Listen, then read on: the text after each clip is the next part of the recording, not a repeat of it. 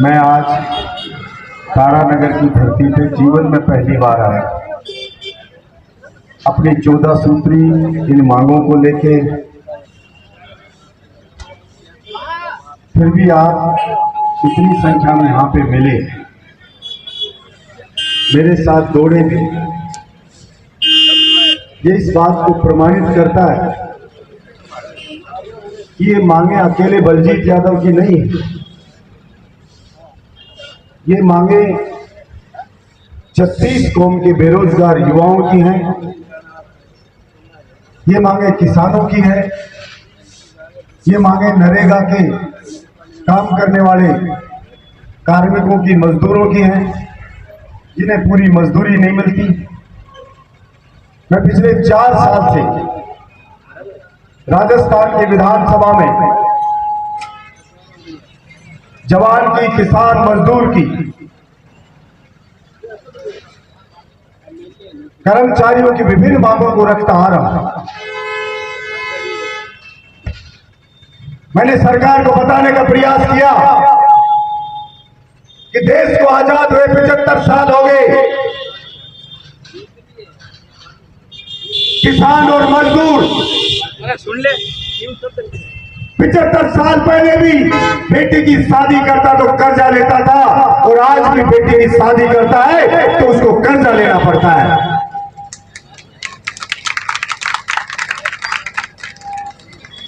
उसकी स्थिति में कोई खास सुधार नहीं हुआ, और उसका कारण है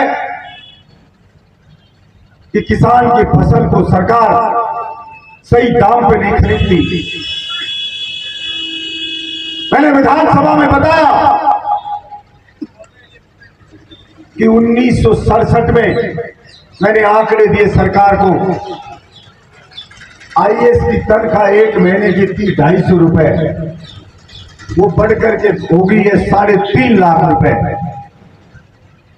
और गेहूं की कीमत थी 70 रुपया क्विंटल, जो आज 1800 रुपए क्विंटल में बिकता है। मैंने बताने का प्रयास किया सरकार को कि 67 में डीजल का 20 पैसे लीटर 1 क्विंटल गेहूं बेच के आता था किसान, और 200 लीटर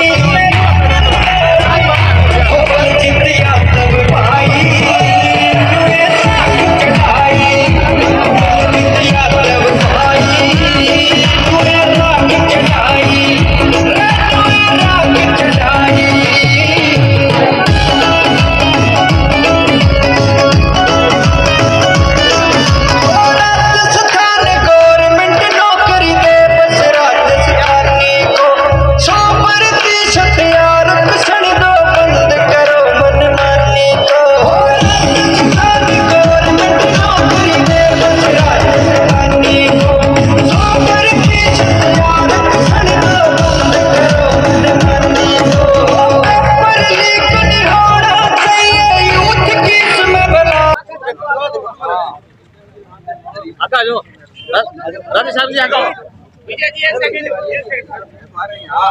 राधे साहब जी एक यार बंदर आगे करियो ना के सारिया ने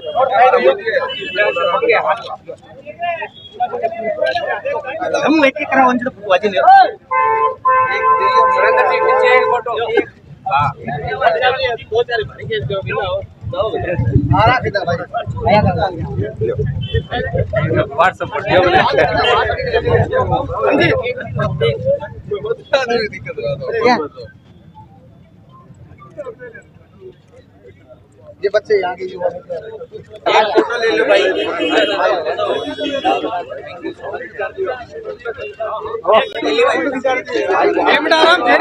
आराम से राकेश जी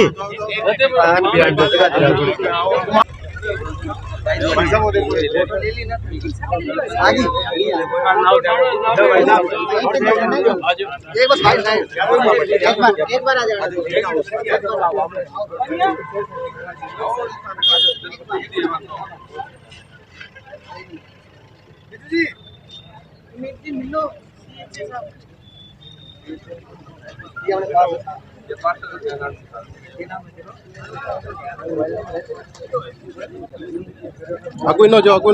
आगे एक साथ हो जाओ ना सारे, आधे उधर हो जाओ।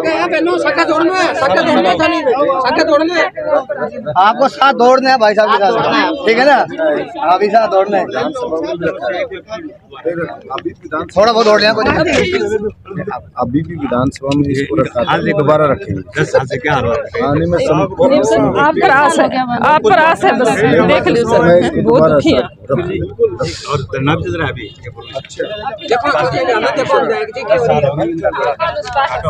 अच्छा परेशान हो रही है। पैसा का तोड़ियो भाई ना, पैसा तोड़ियो भाई साहब अरे एक मिनट को पैसा भी 6 वर्षों से भर्ती है वो रेट की लंबित पड़ी है। 2016 में आप देखो भाण बेटी थर आगे खड़ी है और थारी भाण बेटी है विधानसभा में मुख्य। 1 मिनट बंद करो भाई उसको यार, बिल्कुल पुरजोर इनका कई तो सब फाइट एंड फोर्स है जी की बाल उठ गया सब। मतलब प्रत्येक राजस्थान के प्रत्येक क्षेत्र में ये ज्ञापन दे रहे हैं, सब जगह प्रत्येक क्षेत्र में ये ज्ञापन दे रहे हैं। और माताएं बहनें हैं ये विधायकों के ये मतलब पीछे पीछे घूमते हुए थक गई है सब। मुख्यमंत्री जी से कह के विधानसभा में पुरजोर इन दोनों भर्तियों का और आप मुद्दा उठाएंगे और इन भर्तियों को, लंबित भर्तियों को आप पूरा करेंगे, इसी विश्वास के साथ में हम सब आपके पास में आए हैं।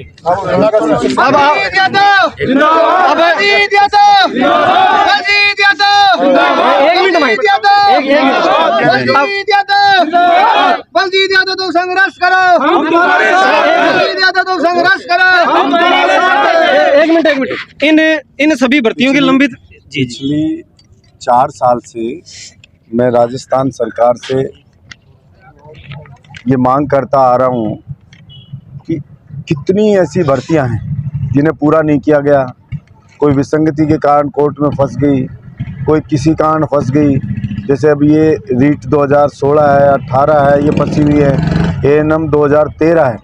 इन्होंने तो इतना संघर्ष किया है और मैंने हर सेशन में इनका मुद्दा उठाया है। अभी भी मैंने ANM 2013 का जिस दिन मैंने ये घोषणा की थी कि मैं 200 विधानसभा पे काले कपड़े पहन के दौड़ूंगा, उस दिन भी मैंने ANM 2013 का मैटर मैंने रखा सरकार के सामने कि आप कर सकते हो सोल्व, लेकिन इच्छा शक्ति नहीं है, मन साफ नहीं है। छोटी छोटी सी बात के कारण लोग कितने ही दर दर की ठोकरें खाते फिर रहे हैं, उनका भविष्य खराब हो रहा है। मैंने विधानसभा में कल भी कहा कि कुछ भर्तियां ऐसी हैं जिनको 9-9 साल हो गए, 10-10 साल हो गए। अभी ANM 2013 है, आज 23 आ गया, 13 से 10 साल हो गए, लेकिन कोई सुनवाई नहीं। जब ज़्यादा प्रेशर होता है तो हाँ भर लेते हैं, मंत्री जी करेंगे, कमेटी बना दिए, उससे मिल लो, उससे मिल लो, लेकिन होता कुछ नहीं है। और इसीलिए मजबूर होकर के मैंने ये निर्णय लिया कि मैं 200 की 200 विधानसभा पे काले कपड़े पहन के दौड़ूंगा, इस सरकार की आत्मा को झकझोरूंगा। शायद इस सरकार को सद्बुद्धि आए, ये सरकार चेते। और मैं 73 विधानसभा में दौड़ चुका हूँ, 74 विधानसभा है मेरी अभी तारानगर। मैं पहली बार तारानगर जिंदगी में आया हूँ, फिर भी इतनी संख्या में आप लोग यहाँ मिले, ये इस बात को प्रमाणित करता है कि ये जो मांगों को लेके मैं दौड़ रहा हूँ, ये मेरी अकेले की मांग नहीं है।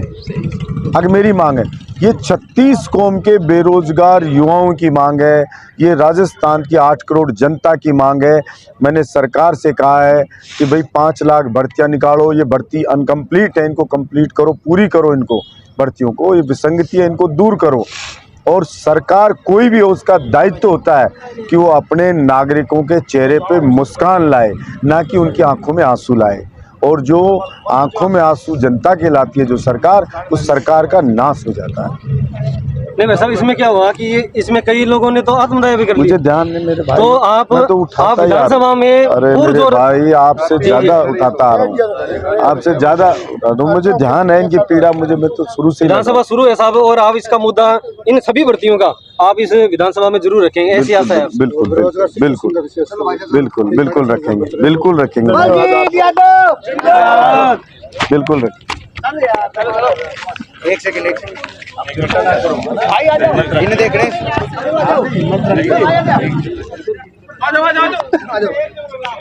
Thank you sir, thank you so much.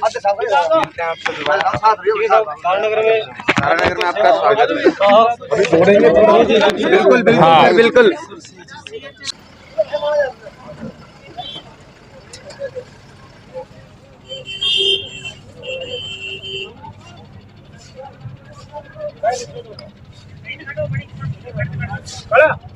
थोड़ी आगे सीढ़ी लागिएगा, थोड़ी आगे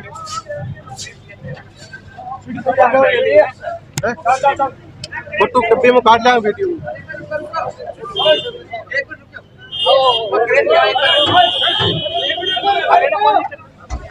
बलदेव यादव जिंदाबाद, बलदेव यादव आराम जी।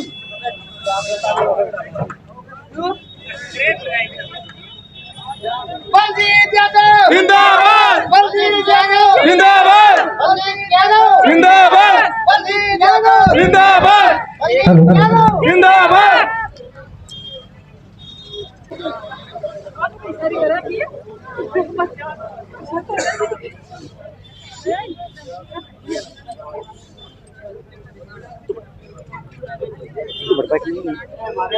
वाइट ले ली,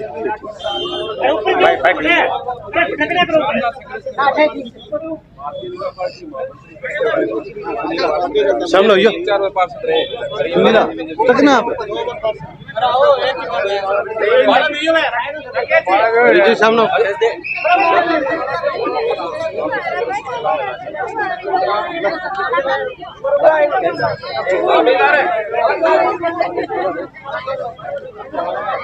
अब ना कहीं ना होते इंशाल्लाह। हेलो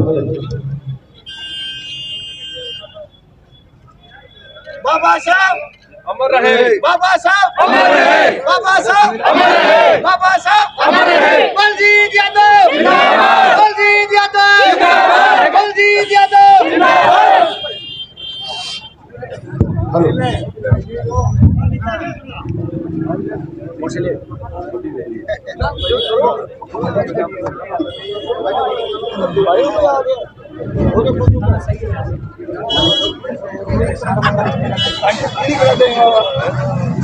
बड़ा बड़ा कौन गालोगे फोटो आजो क्रांति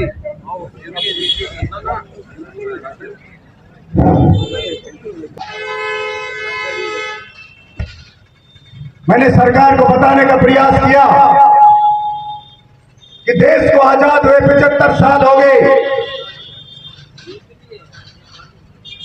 किसान और मजदूर सुन ले 75 साल पहले भी बेटी की शादी करता तो कर्जा लेता था, और आज भी बेटी की शादी करता है तो उसको कर्जा लेना पड़ता है।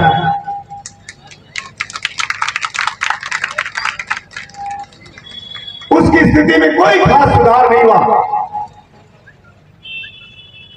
और उसका कारण है कि किसान की फसल को सरकार सही दाम पे नहीं खरीदती। मैंने विधानसभा में बताया कि 1967 में मैंने आंकड़े दिए सरकार को, आईएएस की तनख्वाह एक महीने की थी 250 रुपए, वो बढ़कर के हो गई है 3.5 लाख रुपए, और गेहूं की कीमत थी 70 रुपया क्विंटल, जो आज 1800 रुपए क्विंटल में बिकता है। मैंने बताने का प्रयास किया सरकार को कि 67 में डीजल था 20 पैसे लीटर, 1 क्विंटल गेहूं बेच के आता था किसान और 200 लीटर डीजल खरीद के लाता था। सोने का भाव था 200 रुपया का तोला, बेटी की शादी के लिए किसान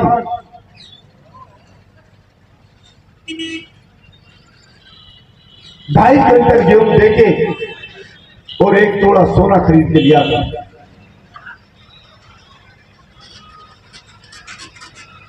इतनी बुरी स्थिति किसान की होने का कारण यही कि महंगाई आसमान छू गई, मजदूर की मजदूरी नहीं बढ़ी और किसान की फसल की कीमत नहीं बढ़ी। सरकारें करती है, कोई थोड़ा सा कोऑपरेटिव का हम लोगों ने माफ कर दिया, थोड़ा सा बिजली में दे दी सब्सिडी। हमने कहा ये ऊंट के मुंह में चीरा है। या तो आईएएस की तनख्वाह है 3.5 लाख से घटा के 6,000 होनी चाहिए, अगर किसान की बढ़ी उसके बराबर तो 6,000 में आईएएस से नौकरी कराओ।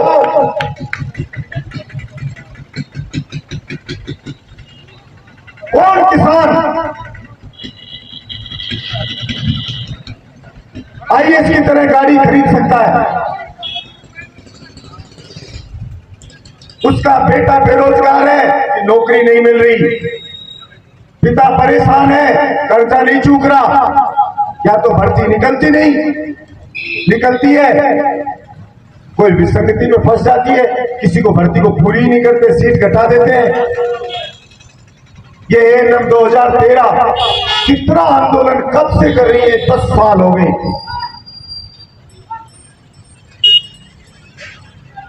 रीट 2016-18 पद खाली है, अधूरी पड़ी है। इन नरेगा वाले दिन भर धूप में बेचारे गड्ढा खुदवाते हैं और क्या मजदूरी देते हैं, इससे पेट पड़ेगा।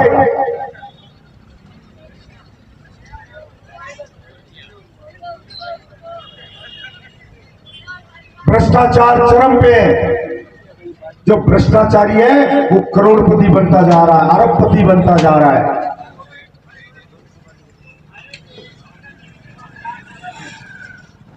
सारे नेता है वो माल खा के एमएलए बनने से पहले सूखड़े होते हैं, एमएलए बनते शब्द तोंद आ जाती है। और विधानसभा सत्र जब चालू हो, आप देखा करो वहां 36 तरह के व्यंजन बनते हैं और एमएलए 5-5 बार जीतते हैं। वहां उनका वजन तोल लिया करो, विधानसभा जाने से पहले बजट सत्र में जाके आएगा तो 5-7 किलो बढ़ा के आएगा अपना वजन। कोई मतलब नहीं है जनता से उनको। जनता जाए बाहर में, खुद का घर भर लेते हैं, मौज कर लेते हैं खुद की। मुझे मुख्यमंत्री जी ने 10.5 महीने पहले सूर्य उदय से सूर्यास्त तक में दौड़ा तो मुझे वचन दिया था। राज्यसभा चुनाव के वक्त भी वोट लिया तो वचन दिया था सारे मीडिया के सामने कि आपकी मांगों को पूरा करूंगा। 5 लाख भर्ती निकालने की मैंने मांग की, भर्ती कैलेंडर जारी करने की मांग की, पेपर लुटेरों को जेल में डालने की मांग की कि बड़ी मछलियों के अंदर डालो, ये छोटे छोटे पकड़ने से कुछ नहीं होगा। और एक कानून बनाए राजस्थान की सरकार कि राजस्थान में जो भी भर्ती सरकारी निकलेगी उसमें राजस्थान के बच्चों को 100% नौकरियां दी जाएगी। मैंने आंकड़े रखे सरकार के सामने कि देश के अंदर 22 राज्य ऐसे हो गए जहां पर राजस्थान के एक भी लड़के को नौकरी नहीं दे रहे। उन्होंने अलग अलग कानून बना के और सारी नौकरियां अपने स्थानीय जवानों के लिए रिजर्व कर ली। हमने कहा या तो केंद्र सरकार कानून बनाए और जो उन स्टेट के कानून बना के रोका हमारे बच्चों को, उनको निष्प्रभावी करे। और अगर ऐसा नहीं है तो फिर राजस्थान सरकार कानून बनाए। कोई सारा ठेका लुटने पिटने का राजस्थान के युवा ने नहीं उठा रखा। कोचिंग सेंटर बड़े बड़े हैं, उनमें लूट मची है। स्कूल प्राइवेट है, लूट मची है। किसी के घर में 2 बच्चे हैं, वो कैसे प्राइवेट स्कूल में नरेगा का मजदूरी करने वाला पढ़ा सकता है? किसान के घर में अगर 2-3 बच्चे हैं, फीस नहीं चुका सकता वो बेचारा। मैंने बताया अरे 1 बीघा में गेहूं बोता है किसान, अगर वो कटाई दूसरे से कराए तो 18,000 का गेहूं बिकता है 1 बीघा का, और 18,000 17,000 का खर्चा आ जाता है उसको। खुद कटाई वटाई करे तो 3,000 की बचत आती है। ऐसे में कैसे गुजारा हो?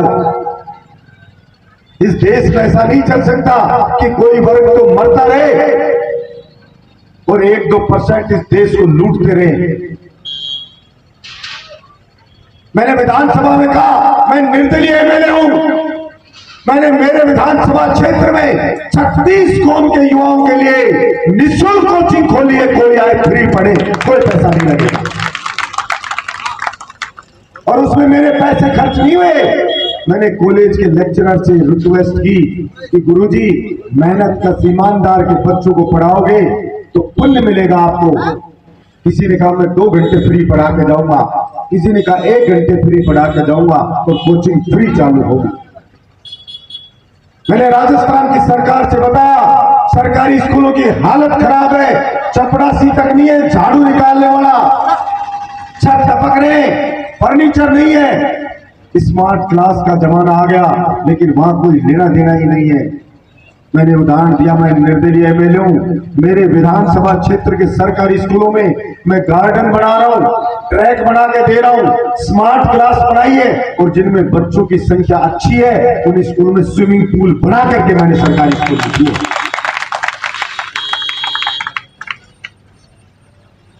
तो जब निर्दलीय एमएलए प्रयास कर सकता है तो भला सरकार के लिए कौन सी बड़ी बात है?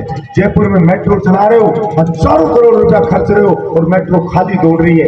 कभी इस पेज में 5,000 करोड़ दिए, इसमें 4,000 करोड़ दिए, सड़क के ऊपर सड़क बन रही है, कभी नाले को इधर खोद रहे हैं, कभी इधर खोद रहे हैं। बजट की जहां जरूरत नहीं है वहां तो बजट खर्च कर रहे हैं, और जहां किसान मजदूर मेहनत कश का बच्चा अपना भविष्य बना सकता है, सरकारी स्कूलों में कोई पैसा खर्च नहीं हो रहा।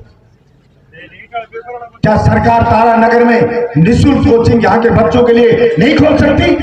अगर एक एमएलए खोल सकता है बहरोड में, तो सरकार भी खोल सकती है। मामूली सी बात है सरकार के लिए, हर विधानसभा क्षेत्र पर खोली।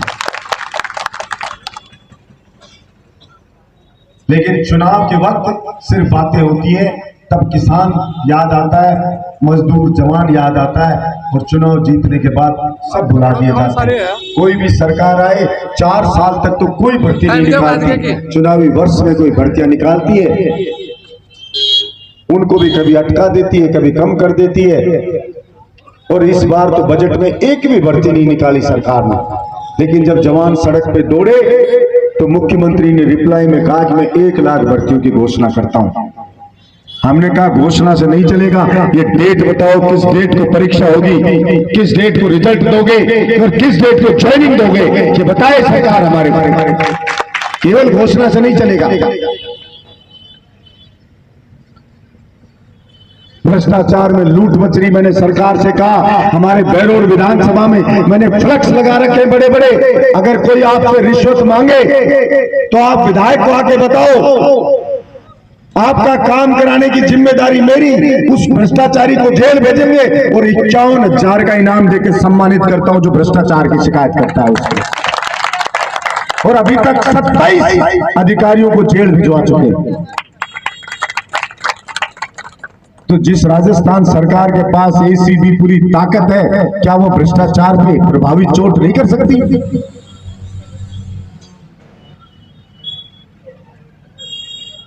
ये सीएचए वाले ये बेचारे रोते फिर रहे, भटक रहे। कोरोना में तो इनको चढ़ा दिया। आप तो कोरोना वॉरियर हो, योद्धा हो, आ जाओ। जब बाप को बेटा छोड़ के चला गया था तब ये जान पे खेल के इन्होंने जान बचाई लोगों की। काम निकला, दूध में मक्खी की तरह निकाल के इनको फेंक दिया। कभी कहते इस मंत्री से मिल लो, कभी कहते उस संतरी से मिल लो, लेना देना कुछ नहीं। अभी एग्जाम हुआ सीएचओ का, 87%, 100 में से 87% दे दिए, एक दूसरे आगे आउट हो गया पर्चा। सरकार कह रही नहीं, 100 में से 100 नहीं थे, 87 ही थे ये आएंगे।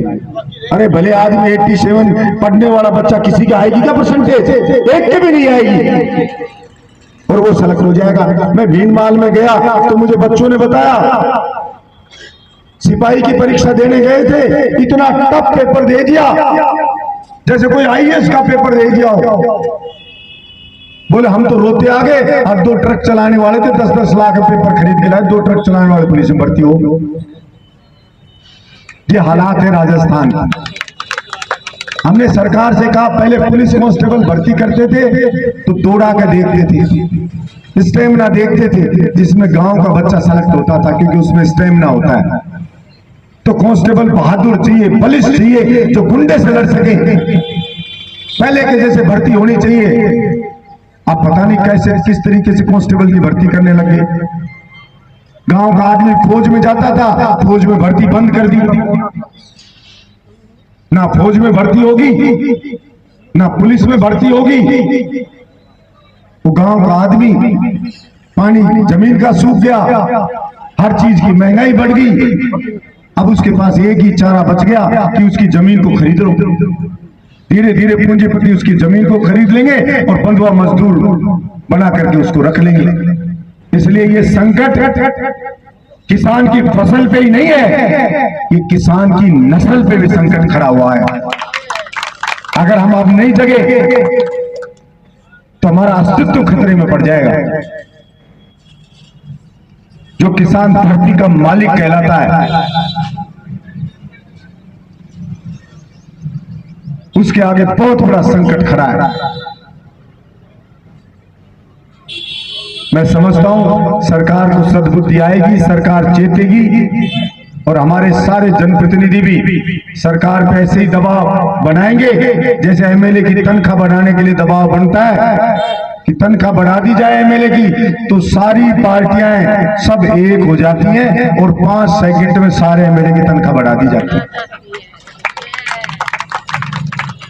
उसमें कोई विरोध वैचारिक नहीं रहता है कि हम इस पार्टी के, हम इस पार्टी के। अभी एमएलए ने कहा पिछले दिनों कि देश में तो फ्री घूमते हैं हवाई जहाज में, अब विदेश में घूम के आएंगे हम फ्री, और अकेले नहीं जाएंगे, पूरे खानदान को ले जाएंगे। और किसी ने कहा कि हम तो 50 मुस्टंडा भी ले जाएंगे साथ, विदेश घुमा के लाएंगे तो चुनाव में काम आएंगे। तो सरकार ने कहा जब फ्री ले जाओ सबको, सब फ्री। 5 सेकंड में हो गया निर्णय।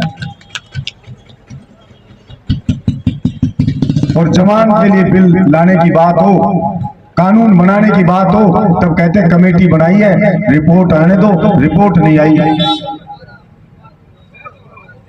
इन्हीं चीजों के विरोध में मैं यहाँ तारानगर आया। आप सबने मेरा साथ दिया, इसने आशीर्वाद दिया, इसके लिए आप सबका बहुत बहुत धन्यवाद।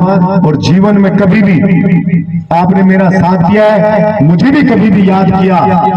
जब भी कभी तारानगर के लोगों मुझे आपने याद किया कि हमें जरूरत है आपकी, तो जब बुलाओगे तब बलजीत यादव आपके बीच में आपको खड़ा मिलेगा।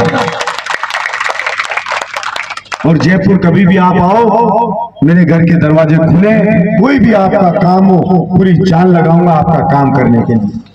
मेरे लायक जो भी हो वो आप मुझे बताएं।